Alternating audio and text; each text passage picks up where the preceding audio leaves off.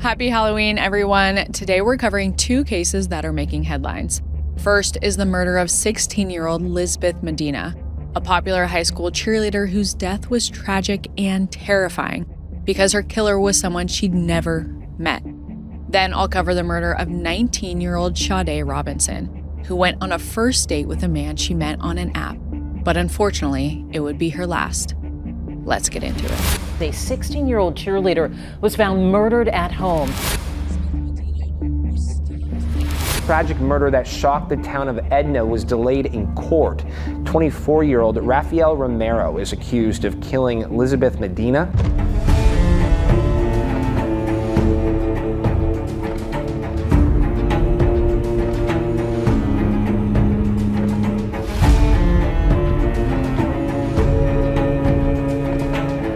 Hi, I'm Katie Ring, and this is Crime House Daily, your weekday true crime companion. We follow the cases making headlines now, where justice is still unfolding. This is a First Watch episode bringing you today's biggest crime stories. Don't forget to subscribe to my YouTube channel at Crime House Daily so you never miss an episode. This episode discusses active criminal cases and breaking news. The information we share is based on what's publicly available at the time of recording and may change as new evidence comes to light. We aim to inform, not to decide guilt or innocence, so everyone mentioned is presumed innocent until proven guilty in a court of law.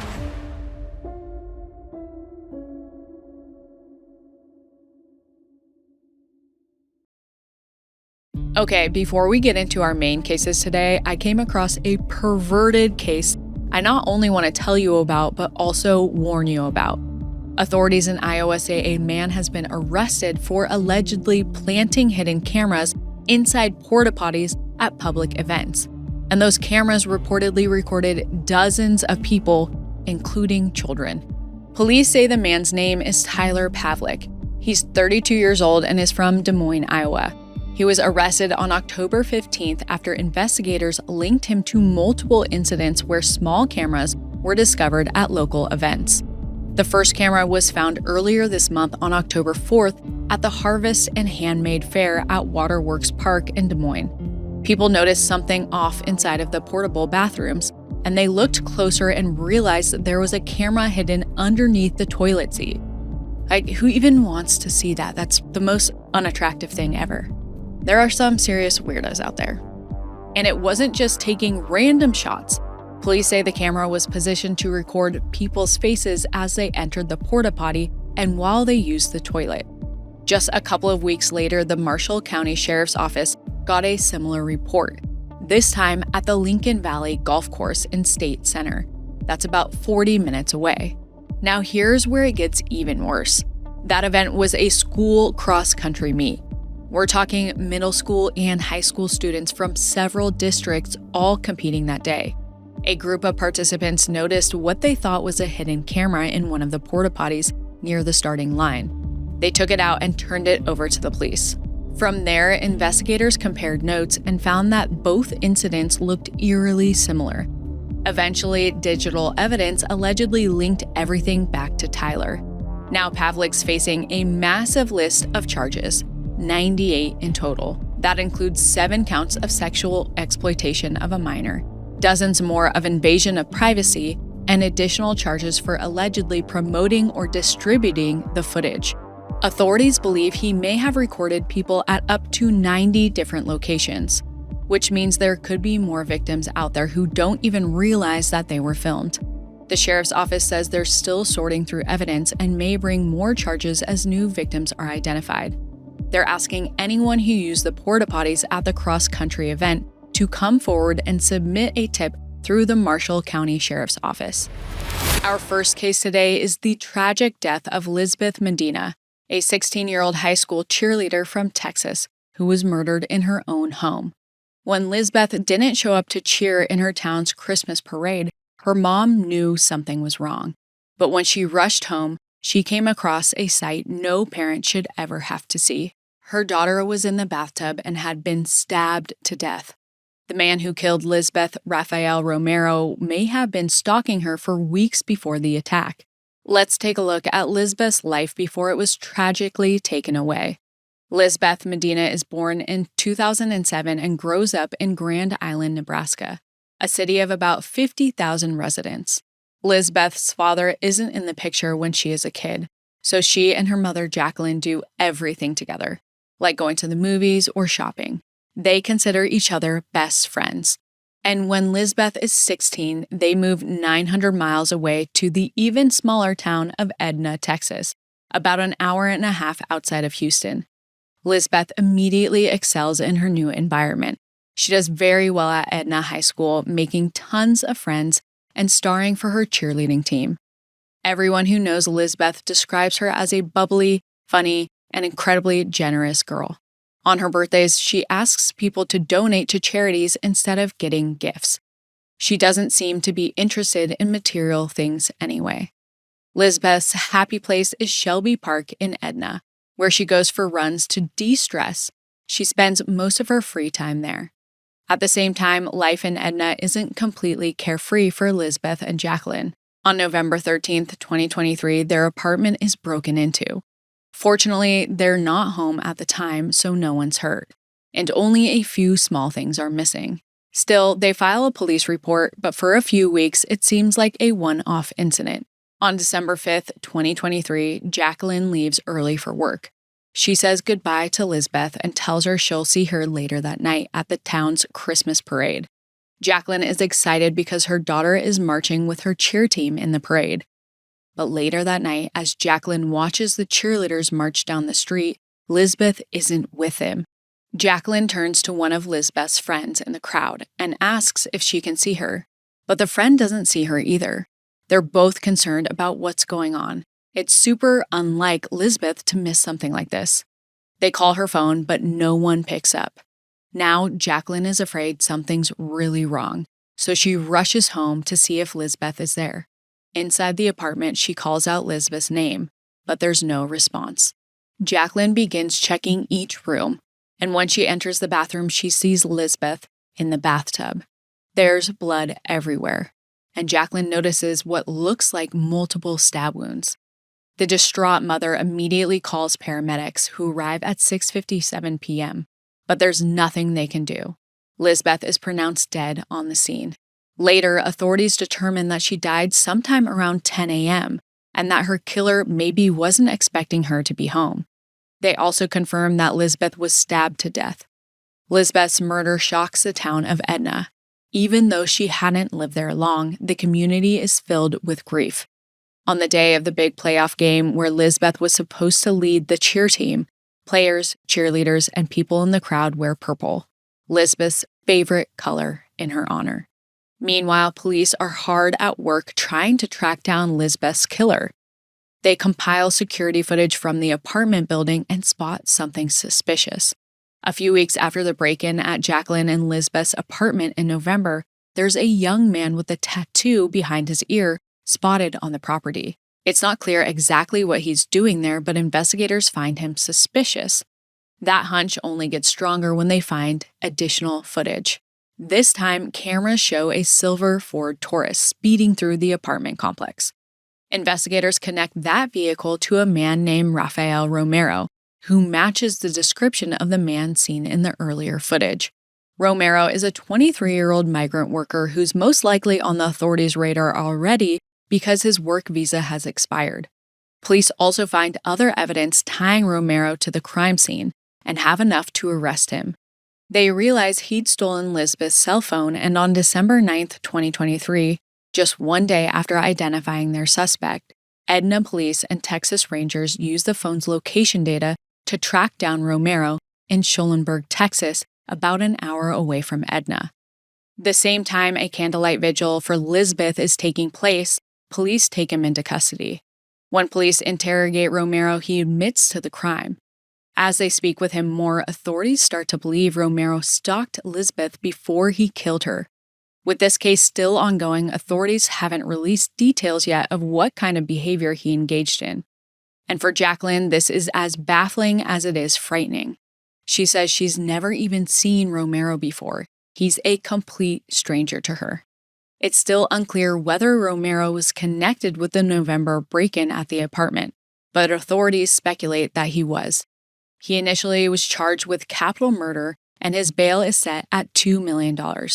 Later, he's also charged with aggravated robbery with a deadly weapon and burglary. 3 months after Rafael's arrest in March 2024, his arraignment is held at the Jackson County Courthouse. Jacqueline, who has since moved away, returns to Edna for the first time since leaving. She's haunted by what happened to her daughter, but is ready to face the man who's responsible. But the opportunity is quickly taken from her.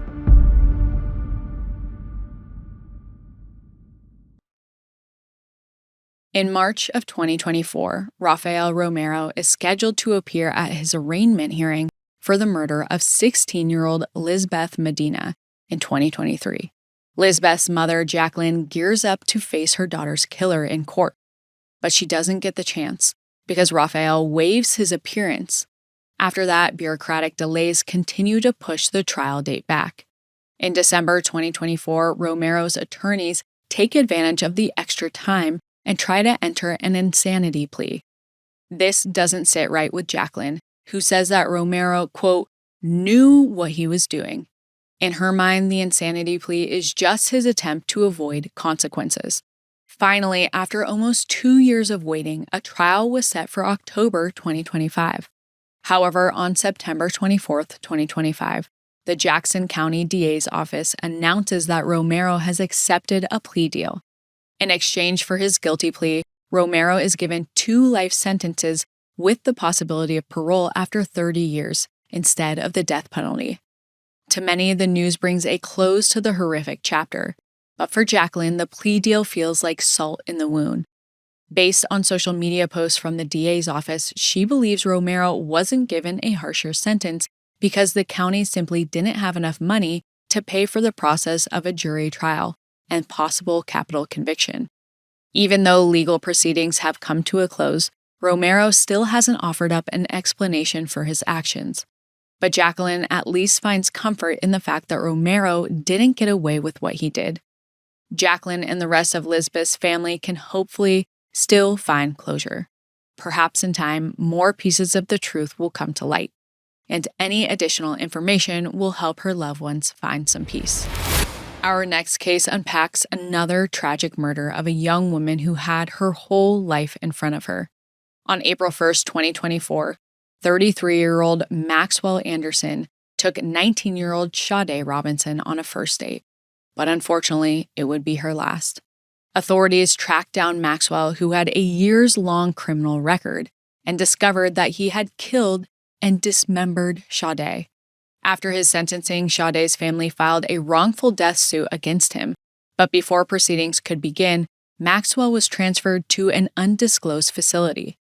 Despite all of the mystery on his whereabouts, a restitution hearing was held on October 16th, and Maxwell was ordered to pay Sade's family a standard fee of over $90,000.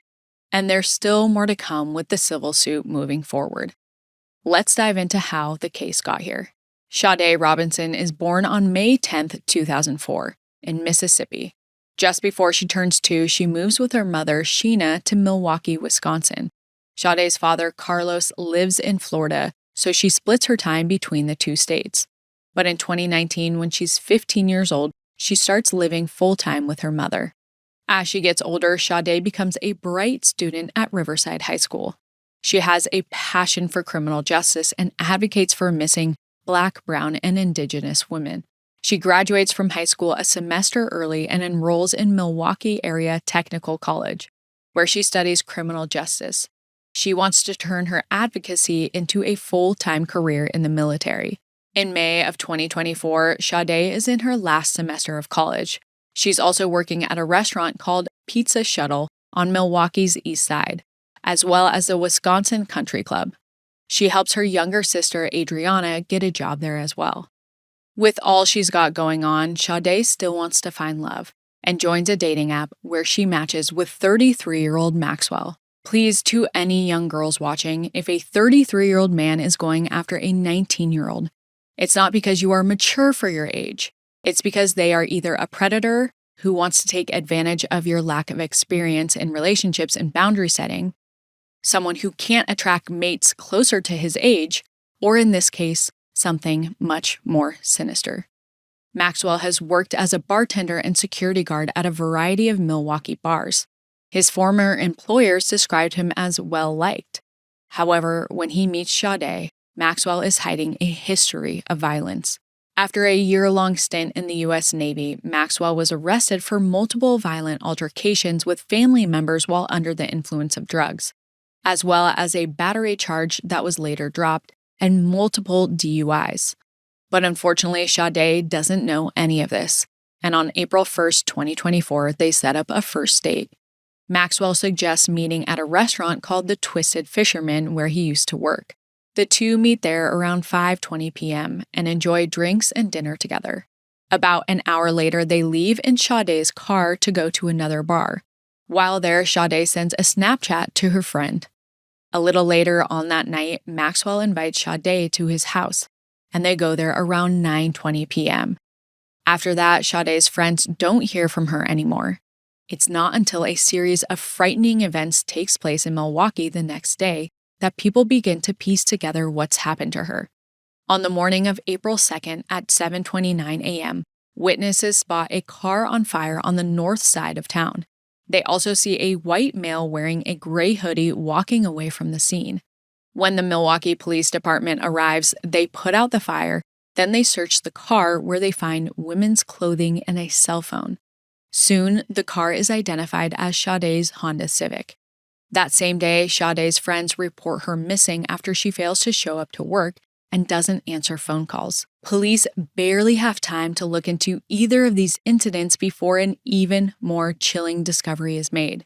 That afternoon, a human leg belonging to a black female is found at the lake at Warnemont Park. Before the remains are identified, officers from the Milwaukee Police Department go to her apartment to check on her, but she's not there. They are able to speak with her neighbors who say they haven't seen her since the evening of April 1st. The neighbors also say that Sade was heading out for a date with a man named Maxwell Anderson that night.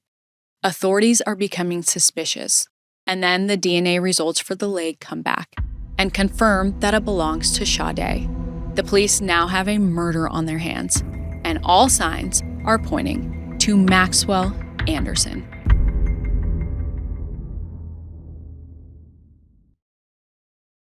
In April of 2024, police in Milwaukee begin investigating 33-year-old Maxwell Anderson for the murder of 19-year-old Sade Robinson.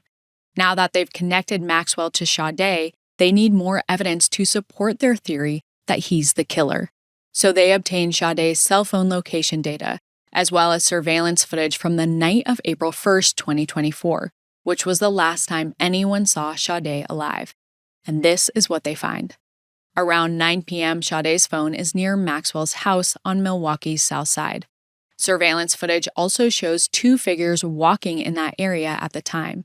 The footage isn't clear, but authorities are almost certain it's Sade and Maxwell. About 3 hours later, Sade's phone begins traveling throughout the city, stopping at various parks and other public spaces.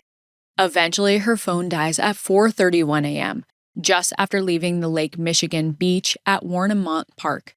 After that, video footage shows Maxwell getting onto a bus and captures him returning home. On April 4th, 2024, shortly after authorities piece all of this together, Maxwell is pulled over and arrested.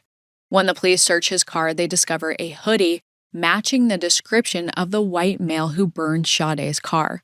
When officers bring Maxwell in for questioning, he claims that someone must have kidnapped Sade after she left his home on the night of the 1st. He says someone committed the arson in order to frame him for the murder.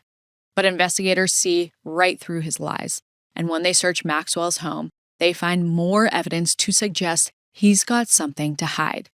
In the basement of Maxwell's house, officers discover a quote-unquote sex dungeon, and there's blood all over the walls. Authorities quickly test the blood.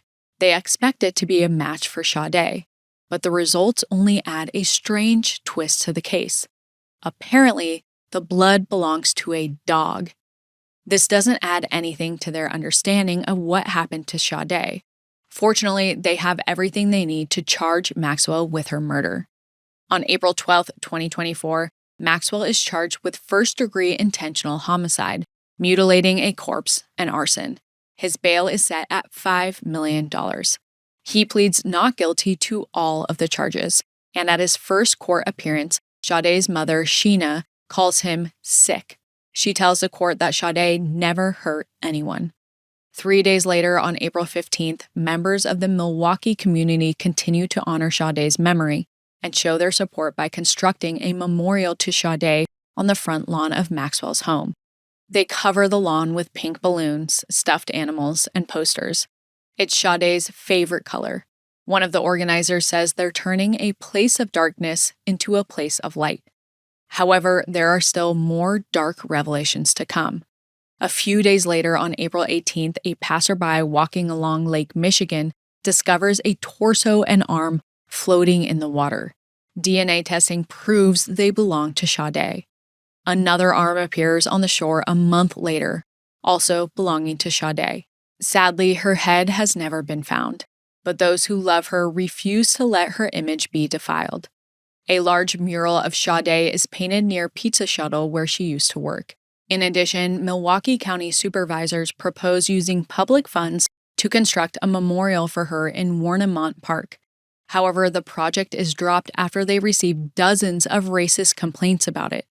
County officials call the complaints disgusting. Fortunately, private funds come through, and construction begins on a memorial in a nearby location. It's a small act of justice, but the real justice comes on May 27, 2025, when Maxwell finally goes to trial. About a week later, he's convicted on all charges. At Maxwell's sentencing hearing, Sade's family makes impact statements detailing how hard her death has been on them. Sade's sister Adriana has also described how Sade, quote, changed people's lives with her smile or her laugh. And Sade's best friend says she was confident in the best way possible. She was unstoppable and not in an arrogant way. Then at the sentencing hearing, Maxwell speaks on his own behalf, claiming his innocence and his intent to appeal his conviction. His testimony doesn't seem to move the judge, who calls him unrepentant. Ultimately, the judge sentences Maxwell to life in prison without the possibility of parole. It's a relief to know he'll be unable to harm anyone else. And Sade's mother, Sheena, also files a civil suit against him. Then, in September 2025, after spending just a few months in Wisconsin's Dodge Correctional Facility, Maxwell is moved to an unknown out-of-state prison. Maxwell's attorney submitted the request citing safety concerns, and he says he won't disclose where Maxwell ended up. Sade's family has been critical of this decision to transfer Maxwell, but it's not stopping him from facing accountability. The civil suit against him is still moving forward. After being ordered to pay the standard restitution fee of over $90,000, the next hearing for the civil suit against him is scheduled for November 7th, 2025. We'll be here to bring you all of the major updates about this case as they come in.